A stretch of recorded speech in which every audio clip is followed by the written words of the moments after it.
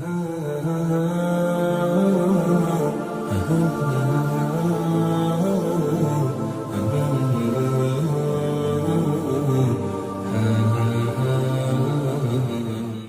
اللہ الرحمن الرحیم الحمدللہ رب العالمین والعاقبۃ للمتقین والصلاۃ والسلام علی سید الانبیاء والمرسلین وعلی آلہ وصحبہ اجمعین اما بعد فاعوذ باللہ من الشیطان الرجیم بسم اللہ الرحمن الرحیم قال اللہ تعالی فی القرآن المجید وجاہدوا باموالکم وانفسکم فی سبیل اللہ صدق اللہ العظیم وصدق رسولہ النبی الکریم الامین اللہم صلی علی سیدنا و مولانا محمد النبی الامی وعلی آلہ وسلم تسلیما۔ تمام تعریفیں اللہ رب العزت جل جلالہ کے لیے جو پوری کائنات کا خالق و مالک ہے، رحمان ہے، رحیم ہے، قدوس ہے اور ہماری شارک سے زیادہ قریب ہے۔ کروڑوں درود و سلام نبی محترم صلی اللہ علیہ وآلہ وسلم کی ذات اقدس پر جو پوری کائنات کے لیے رحمت للعالمین ہے، خاتم النبیین ہے اور ہماری جانوں پر ہم سے زیادہ حق رکھتے ہیں۔ القرآن کے ساتھ آپ کا میزبان عابد حسین مصطفی آپ کی خدمت میں حاضر ہے اور آج ہماری گفتگو جہاد بالعلم، عمل اور مال کے حوالے سے ہے۔ دین اسلام انسان کو دنیا میں پرامن اور آخرت میں کامیاب دیکھنا چاہتا ہے۔ دین میں جنگ و جدال، قتل و غارت کی کوئی بھی گنجائش موجود نہیں ہے۔ اسلام کو فطرتی اور امن پسند دین کہا جاتا ہے، جبکہ اس کے الہامی کتاب میں جہاد پر بہت زیادہ زور دیا گیا۔ تقریباً 74 آیات ہیں جو جہاد پر مشتمل ہے اور اس کے متعلق وضاحت آتی ہے، جہاں جہاد کے بہت سے فائدے ہیں۔ اللہ تعالیٰ نے جہاں جہاں جہاد کا ذکر کیا ہے وہاں پہ جہاد کی بہت سارے فائدے بھی بیان کیے ہیں۔ اگر ہم دیکھیں لفظ جہاد کا معنی دیکھیں تو اس کا معنی کوشش کرنا ہے، مشقت کرنا ہے اور اسٹرگل کرنا ہے۔ تو اس اعتبار سے بھی کسی چیز کے بارے میں بھی کوشش کرنا، چاہے وہ ذہنی ہے، علمی ہے، فطرتی ہے یا ادروائز کوئی بھی ایک کوشش کرنے کو جہاد کہا جاتا ہے۔ اصلاحاً وہ عمل جہاد کہلاتا ہے جس سے اسلام کا بول بالا ہو اور شاعر ایمان قائم ہو اور ایمان مضبوط ہو، وہ جہاد کہلاتا ہے۔ جہاد کی مختلف قسمیں بنتی ہیں، جیسے کہ جہاد بالعلم ہے، جہاد بالمال ہے، جہاد بالعمل ہے، جہاد بالسیف ہے اور اسی طرح جہاد بالنفس ہے جس کا ہم نے تذکرہ کر چکے ہیں۔ تو جو قرآن پاک میں جہاد کا جو مفہوم بیان کیا گیا ہے خاص طور پر، وہ کسی بھی چیز کو جو عذر دینے والی ہے، جو تکلیف دینے والی ہے، ضرر دینے والی ہے، اس کے خلاف کھڑے ہونے کو جہاد کہتے ہیں، چاہے وہ کسی لحاظ سے بھی ہو۔ اگر کوئی دینی معاملات میں گڑبڑ کر رہا ہے، کوئی گستاخی کر رہا ہے، کوئی قرآن پاک کے حوالے سے کوئی اس کے اندر چینجنگ لانے کی کوشش کر رہا ہے تو اس کے خلاف بھی جہاد ہوگا۔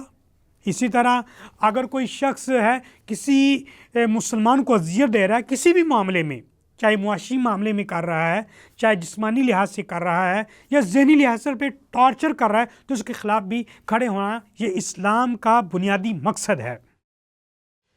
جہاد کو نبی اکرم صلی اللہ علیہ وسلم نے بھی پسند فرمایا ہے اور اللہ تبارک و تعالیٰ نے بھی پسند فرمایا ہے۔ یاد رکھیے کہ دہشت گردی کا تعلق جہاد کے ساتھ بالکل نہیں ہے۔ جو وہ جہاد کی ڈیفینیشن بیان کرتے ہیں اور اس پہ کر کے وہ ان لوگوں کو بھی مارتے ہیں کہ جو مسلمان ہیں آلریڈی، تو وہ مجاہد کیسے ہو سکتے ہیں؟ بلکہ اگر ہم تاریخ کا مطالعہ کریں تو نبی محترم صلی اللہ علیہ وسلم نے بھی اگر جہاد کا یعنی کہ خاص طور پہ جو قتال کا یا حرب کا موقع آیا ہے تو آپ نے بھی مذاکرات کے ذریعے کوشش کی ہے کہ صلح ہو جائے۔ اگر نہیں ہوتی تو پھر دفاعی طور پر آپ نے عمل کیا ہے، اور اسلام نے ہمیشہ اگر دیکھا جائے تو وہ دفاعی طور پر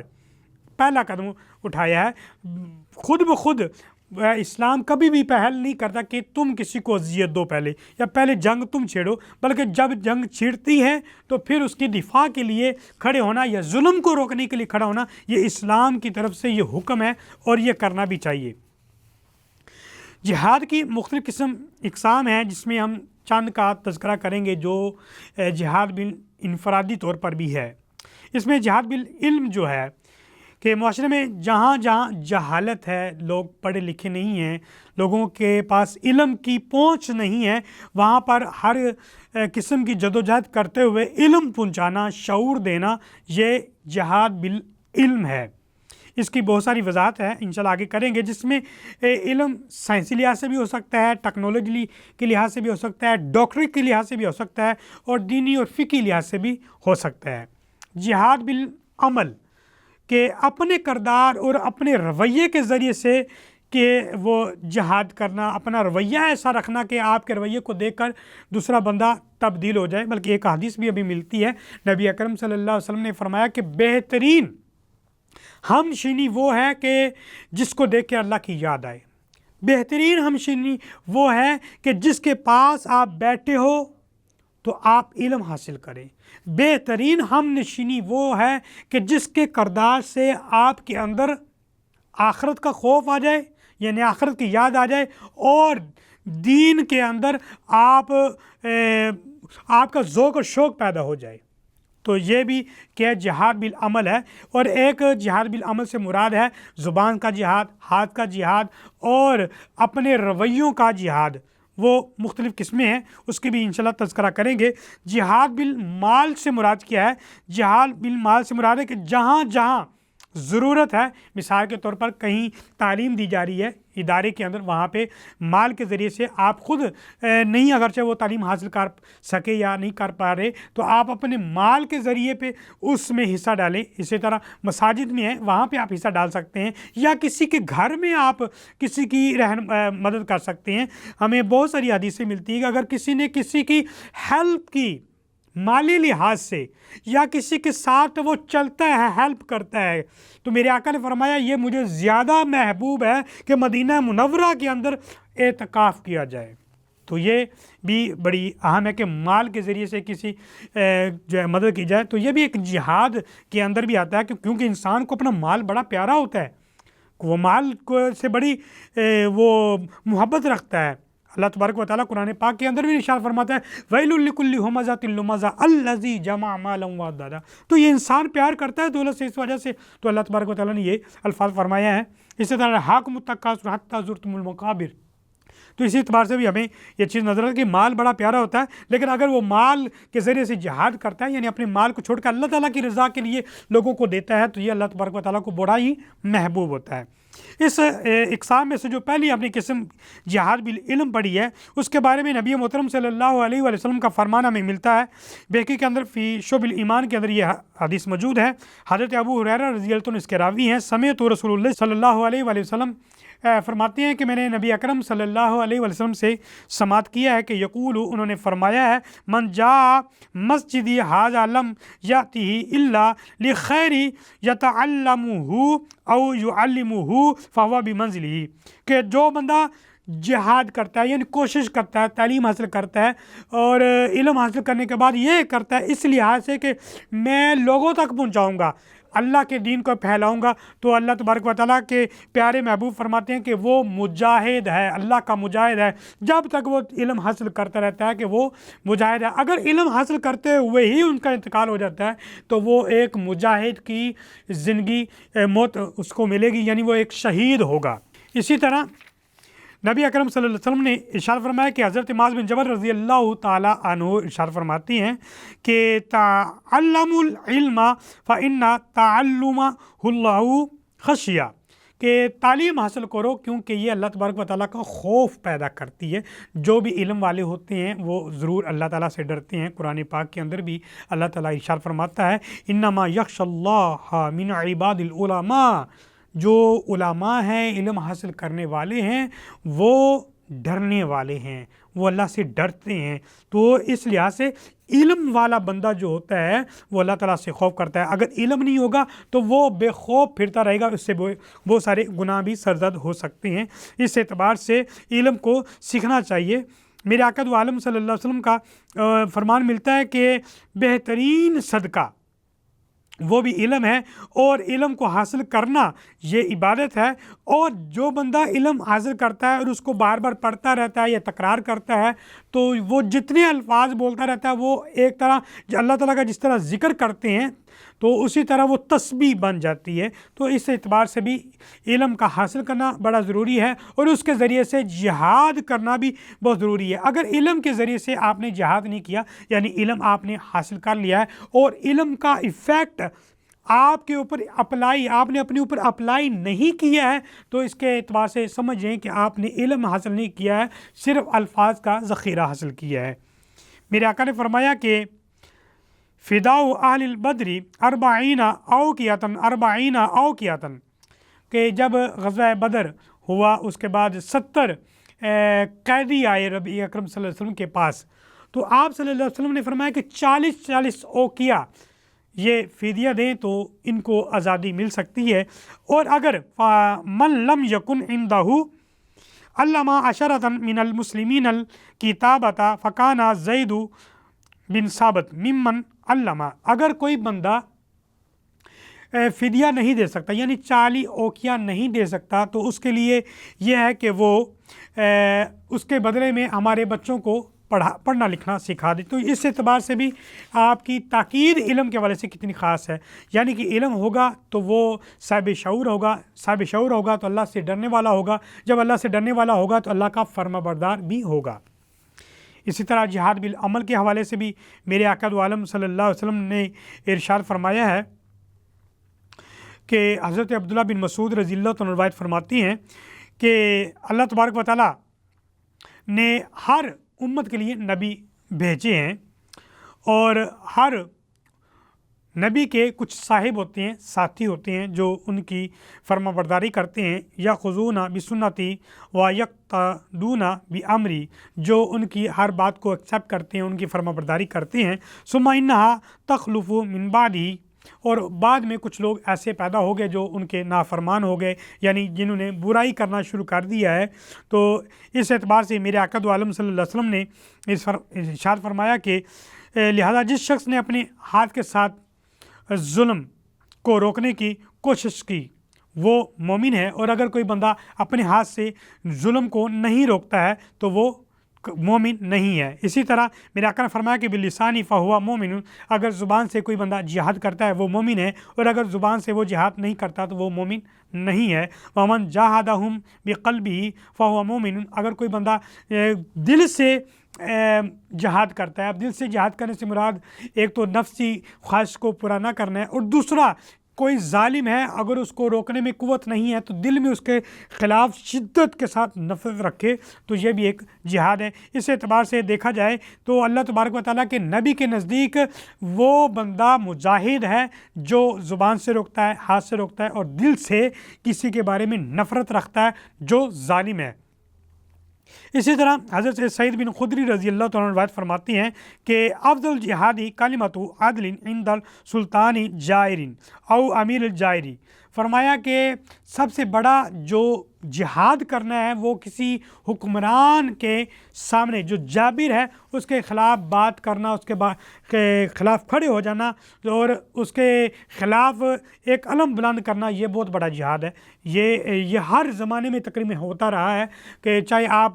فرعون کو دیکھ لیں، نمرود کو دیکھ لیں، شداد کو دیکھ لیں، وغیرہ وغیرہ، بہت سارے بادشاہ گزرے ہیں، انہوں نے لوگوں کے اوپر بڑے ظلم کیے، اور جو بندے کھڑے ہوتے رہے اللہ تبارک و تعالیٰ نے ان کے مقام کو بھی بلند کیا۔ اس وقت حاضہ کے اندر بھی اگر کوئی حکمران، جو بھی حکمران ہیں، وہ اگر برے کام کرتے ہیں اور اگر اچھائی کی طرف نہیں آتے ہیں تو ان کے خلاف کھڑا ہونا بھی ہر بندے کے لیے ضروری ہے، وہ بھی ایک جہاد ہے جس کا حکم اللہ تعالیٰ نے قرآن پاک میں اور حدیث کے اندر دیا ہے۔ اسی طرح نبی اکرم صلی اللہ علیہ وآلہ وسلم فرماتے ہیں کہ حضرت جریر رضی اللہ عنہ روایت کرتے ہیں کہ ما من رجل یکون فی یوم یعمل فیہ بالمعاصی، میرے آقا دو عالم صلی اللہ علیہ وسلم سے سوال کیا گیا کہ میں کون سا عمل کروں کہ جو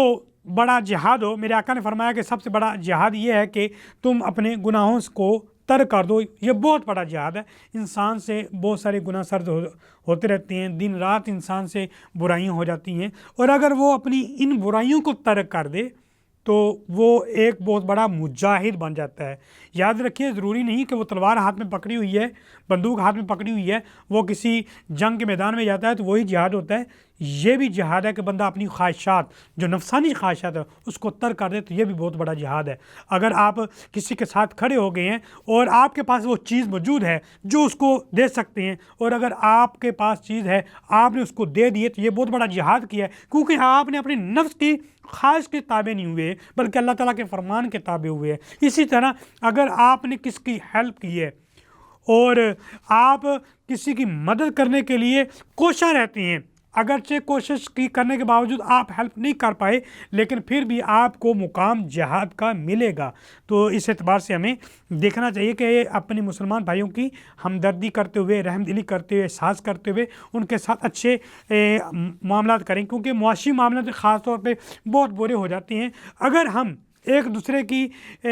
مدد کر لیں گے تو یقیناً یاد رکھیے جو کچھ دیا ہوا اللہ تعالیٰ کا دیا ہے، اگر اللہ چاہے تو کچھ سیکنڈ کے اندر تم سے سب کچھ چھین لے۔ عز و منتشا وذل و منتشا، اللہ کے نزدیک ہی اللہ جس سے چاہتا ہے عزت دیتا ہے، جس سے چاہتا ہے ذلت دیتا ہے، جس سے چاہتا ہے رزق دیتا ہے، جس سے چاہتا ہے رزق نہیں دیتا ہے۔ وہ بہت لوگ ایسے آپ نے دیکھے ہوں گے جو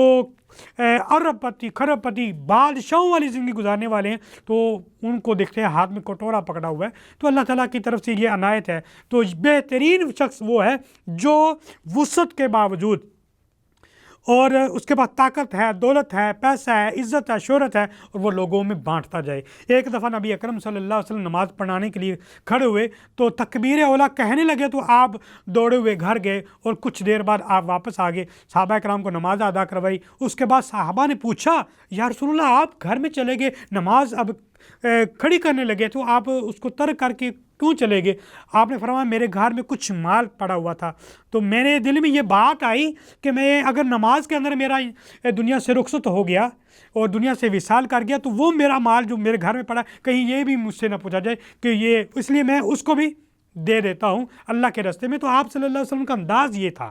تو اس اعتبار سے ہمارا بھی انداز یہ ہونا چاہیے کہ ہم اپنے عمل کے ذریعے سے لوگوں کو جو ہے ان کی رہنمائی کریں، ہمدردی کریں۔ اسی طرح نبی اکرم صلی اللہ علیہ وسلم نے مال کے حوالے سے بھی بڑی وضاحت فرمائی ہے۔ آقا دو عالم صلی اللہ علیہ وسلم نے ارشاد فرمایا ہے کہ حضرت سعید بن خدری رضی اللہ تعالیٰ روایت فرماتی ہیں کہ فقال ای الناس افضل، فقال صلی اللہ علیہ وسلم راجل یجاہد فی سبیل اللہ بھی مالی و نفسی۔ بہترین جہاد کیا ہے؟ مختلف جہاد کی کیٹاگری ہیں، کبھی آپ نے بہترین علم کو کہا ہے، کبھی آپ نے عمل کو کہا ہے، کبھی مال کو کہا ہے۔ وہ ایک کنڈیشن کے پیش نظر، جس کے پاس مال ہے اس کے لیے بڑا جہاد مال دینا ہے، جس کے پاس علم ہے اس کا آگے علم پہنچانا بڑا جہاد ہے، اگر کس کے پاس تقوی ہے اس تقوی کا استعمال کر کے لوگوں کے دلوں کو تبدیل کرنا روحانی لحاظ سے اس کے لیے وہ جہاد ہے۔ ہر ایک کی کیٹاگری علیحدہ ہے، یعنی کہ جس کے پاس مال ہے وہ ہاتھ میں بندوق پکڑ لے، یا جس کے پاس مال ہے تو وہ تبلیغ شروع کر دے، اس کو تبلیغ کا پتہ ہی نہ ہو، علم کا پتہ ہی نہ ہو، تو وہ ہر ایک کی کیٹاگری علیحدہ علیحدہ ہے۔ تو مال کے اعتبار سے آپ نے فرمایا کہ اگر کوئی بندہ بہت بڑا جہاد کرنا چاہتا ہے اور مالدار ہے تو اس کا بڑا جہاد یہ ہے کہ وہ اپنے مال کو صرف کر دے۔ حضرت ابوبکر صدیق رضی اللہ تعالیٰ عنہ سارا مال لے کے آگے جب آپ نے فرمایا تھا، تو یہ بھی ایک نفس کے خاص جہاد ہے۔ اسی طرح میرے آقا دو عالم صلی اللہ علیہ وسلم ارشاد فرماتی ہیں جہاد کے بالمال کے حوالے سے، حضرت عبداللہ بن عباس اس کے راوی ہیں، رسول اللہ صلی اللہ علیہ وسلم نے فرمایا کہ من آل ثلاثۃ من ایتامی کانا کمن قام لیلۃ، فرمایا کہ کسی نے اگر کوئی یتیم ہے، اس کے سر پر کسی بڑے کا سایہ نہیں ہے، باپ نہیں ہے، اگر اس نے کسی یتیم کے سر پہ ہاتھ رکھا اور اس کی کفالت کی، فرمایا اس کی راتیں جتنی بھی ہیں یتیم کا خیال کرنے کی وجہ سے، جتنی بھی راتیں ہیں وہ عبادت شمار ہوں گی، اس کا سونا بھی عبادت ہے۔ کیوں؟ یتیم کا خیال اس نے کیا ہے۔ اور اس کا دن کیسا گزرے گا کہ اس نے روزہ رکھا ہوا ہے، اور اس کے علاوہ جو شب و روز ہیں اس کے ایسے جیسے اس نے تلوار لے کے اللہ کے راہ میں جہاد کی ہے۔ 3 یتیموں کا خیال کرنا، اس کی کفالت کرنا اتنا بڑا درجہ رکھتا ہے، یہ ہے مال کا جہاد۔ اسی طرح نبی اکرم صلی اللہ علیہ وسلم نے فرمایا کہ مسلمان کو لیے مسکراہٹ پیدا کر دینا، کوئی آپ نے اچھی بات کہی، کوئی جگت کے ذریعے سے نہیں بلکہ کوئی اچھی بات کہی جس سے وہ خوش ہو گیا، یعنی آپ نے کوئی غریب تھا اس کو کھانا کھلا دیا، آپ نے اس کو پیسے دے دیے، یا اس کا جو کام ہے وہ کر دیا، یا قرض اتار دیا اور اس سے وہ اس کا دل خوش ہو گیا، تو فرمایا یہ بہت بڑا صدقہ ہے۔ اسی طرح نبی اکرم صلی اللہ علیہ وسلم نے فرمایا کہ اگر کسی بھٹکے ہوئے بندے کو کوئی بد اجنبی تھا اس کو رستہ صحیح دکھا دیا، یہ بھی صدقہ ہے۔ اسی طرح کسی چیز کو جو اذیت دے رہی تھی مسلمانوں کو اس کو ہٹا دیا تو وہ بھی ایک صدقہ بن جاتی ہے۔ تو یعنی کہ انسان کا جو مال ہے یہ انسان کو بہت بڑی چیزوں سے اللہ تعالیٰ بہت بڑی چیزوں سے محفوظ کرتا ہے اور اللہ کے قریب کرتا ہے۔ بہت بڑی چیزوں سے محفوظ کرنے سے مراد بہت ساری ایسی بلائیں انسان کے پاس آتی ہیں کہ جو انسان کو اذیت دینا چاہتی ہیں، جس میں نفسانی خواہشات بھی ہیں، لوگوں کی حرص بھری نظریں بھی ہیں، حسد کرنے بھی ہیں۔ اگر آپ صدقہ و خیرات کرتے رہیں گے، زکوٰۃ نکالتے رہیں گے، تو یقیناً مال کے ذریعے سے جو جہاد کر رہے ہیں اس سے آپ بینیفٹ حاصل کریں گے۔ اللہ کی بارگاہ میں دعا کرتے ہیں اللہ تعالیٰ عمل کی توفیق عطا فرمائے۔ وآخر دعوانا ان الحمد للہ رب العالمین۔